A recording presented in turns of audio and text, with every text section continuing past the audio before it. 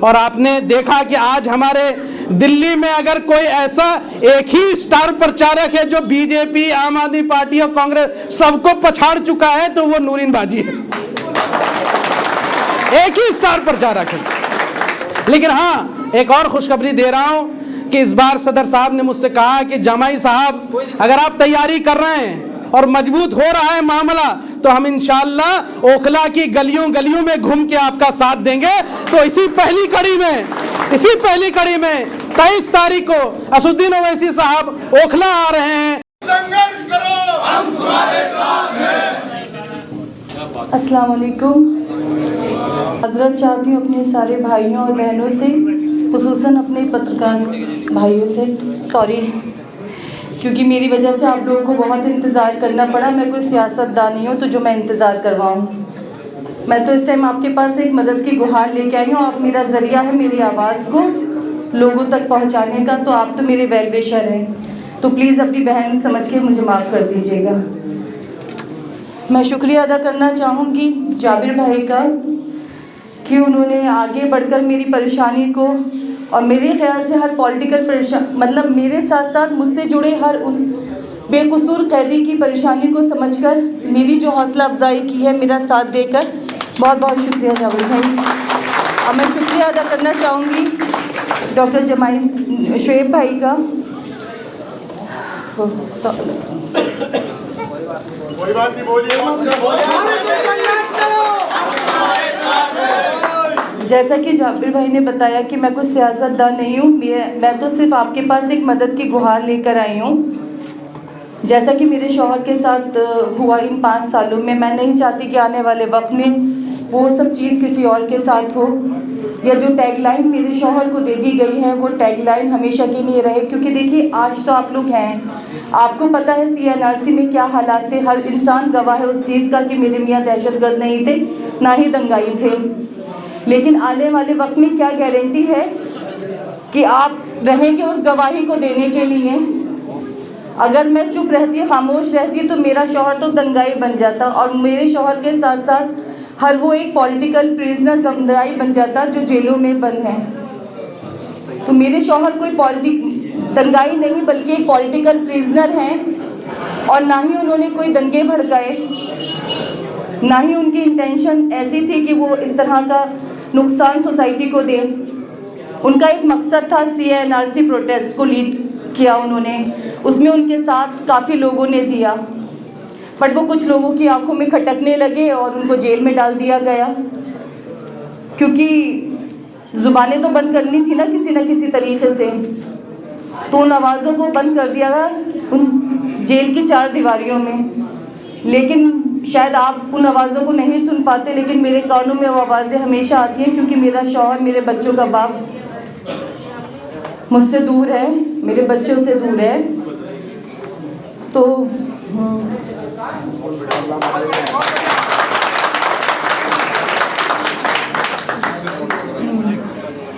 भाभी तुम संघर्ष करो,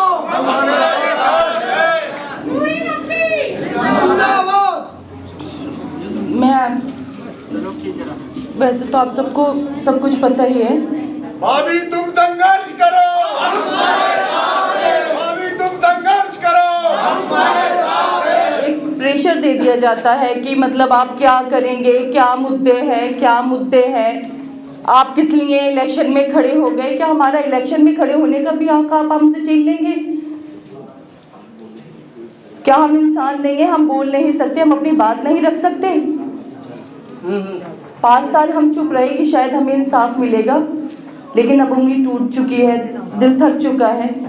तो प्लीज़ आप सब लोग मेरी आवाज़ बनिए और आगे बढ़कर मेरे शौहर शिफाउर रहमान को सपोर्ट कीजिए और उनके लिए वोट कीजिए।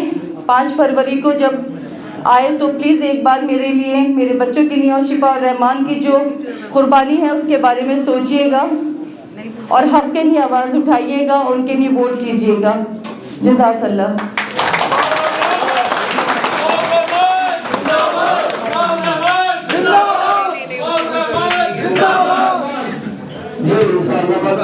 आज ओखला के लिए वाकई में बहुत ऐतिहासिक दिन है।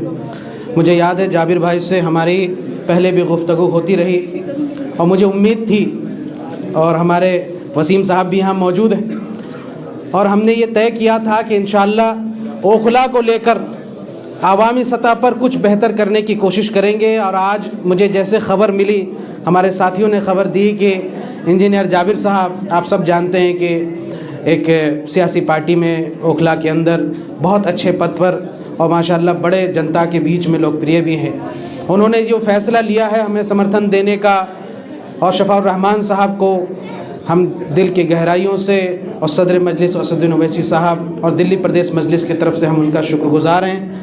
और आपका ये साथ देना, ये हमारे एक रिश्ते की शुरुआत है, ये ख़त्म नहीं हुई, ये बहुत लंबा साथ देगा इंशाअल्लाह। और मैं अपने संगठन की तरफ से एक प्रदेश अध्यक्ष होने के नाते ये कहता हूँ कि ये साथ इतना लंबा होगा इंशाअल्लाह कि इसकी गूंज बहुत आगे तक सुनाई देगी, और इसकी गूंज सदन में भी सुनाई देगी इंशाअल्लाह। क्योंकि तैयारी सिर्फ 25 की नहीं है, तैयारी 27 की भी है इंशाअल्लाह।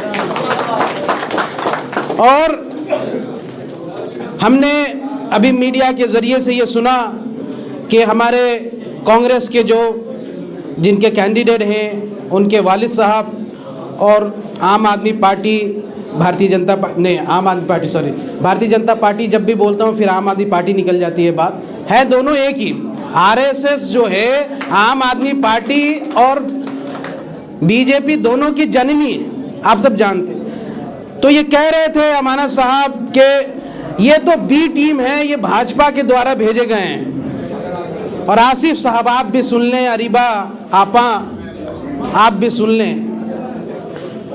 साथियों ये गवार है ना, और यहाँ देख के बताओ, यहाँ नूरिन बाजी भी मौजूद हैं, शफ़ाउर रहमान साहब के चाहने वाले मौजूद हैं।